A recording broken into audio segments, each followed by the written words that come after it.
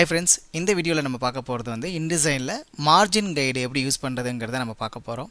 நார்மலா வந்து எல்லா சாஃப்ட்வேர்லயுமே நம்ம டிசைனிங் சாஃப்ட்வேரை பொறுத்தவரைக்கும் Photoshop, Illustrator, Indesign, Pagemaker இந்த மாதிரி எல்லா சாஃப்ட்வேர்லயும் வந்து பாத்தீங்கன்னா உங்களுக்கு வந்து அந்த மார்ஜின் கைடுங்கறத கொடுத்திருப்பாங்க.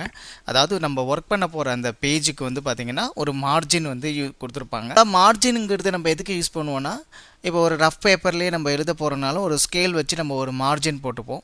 மார்ஜின் போட்டு எழுதும்போது நம்மளால வந்து ஆர்டரா எழுதுறதுக்காக நம்ம மார்ஜின் போடுவோம். அதே மாதிரி தான் இந்த பேஜில் நம்ம கரெக்டாக அலைன் பண்ணணுங்கிறதுக்காக தான் இந்த மார்ஜினுங்கிற ஒரு ஆப்ஷன் நம்மளுக்கு கொடுத்துருக்காங்க. அந்த மார்ஜினோட கைடுங்கிறதும் சேர்த்து நம்மளுக்கு கொடுத்துருக்காங்க. இப்போ நம்ம பார்த்துட்டு இருக்கக்கூடிய அந்த வயலட் கலரும் ஒரு பிங்க் கலரும் உள்ள ஒரு லைன், 2 லைன் இருக்கு இல்லையா, ஹரிசாண்டல் அண்ட் வெர்டிக்கலாக ஒரு பாக்ஸ் மாதிரி ஒன்று இருக்குது. அது வந்து என்னென்னு பார்த்தீங்கன்னா அந்த மார்ஜின் கைடை தான் அந்த லைனாக அப்படி கொடுத்துருக்காங்க. அதுக்கு பேர் தான் வந்து இங்கே இன்டிசைனில் மார்ஜின் கைடுன்னு பேர்.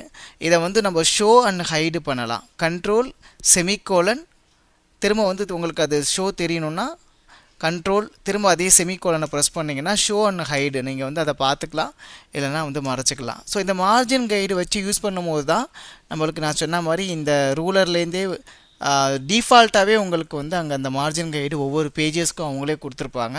இந்த மார்ஜின் கைடு வச்சு யூஸ் பண்ணும்போது நம்மளால் கரெக்டாக ஆர்டராக அந்த பேஜில் நம்மளால் வந்து அலைன் பண்ண முடியும், அலைன் பண்ணி நம்மளால் வைக்க முடியும். அதுக்காக தான் இந்த ஒரு ஆப்ஷன் நம்மளுக்கு கொடுத்துருக்காங்க, அரேஞ்ச் பண்ணி வைக்கிறதுக்காக. இந்த வீடியோ உங்கள் எல்லாருக்குமே கண்டிப்பாக யூஸ்ஃபுல்லாக இருக்கும்னு நான் நம்புகிறேன். வீடியோ பிடிச்சிருந்ததுன்னா கண்டிப்பாக லைக் பண்ணுங்கள், உங்கள் நண்பர்களுக்கு ஷேர் பண்ணுங்கள். வீடியோ பற்றி உங்களுடைய கருத்துக்களை கமெண்ட்ஸ் பகுதியில் மறந்துடாமல் தெரிவிங்க. மீண்டும் ஒரு அடுத்த வீடியோவில் உங்கள் எல்லாருமே சந்திக்கிறேன். தேங்க்யூ, நன்றி.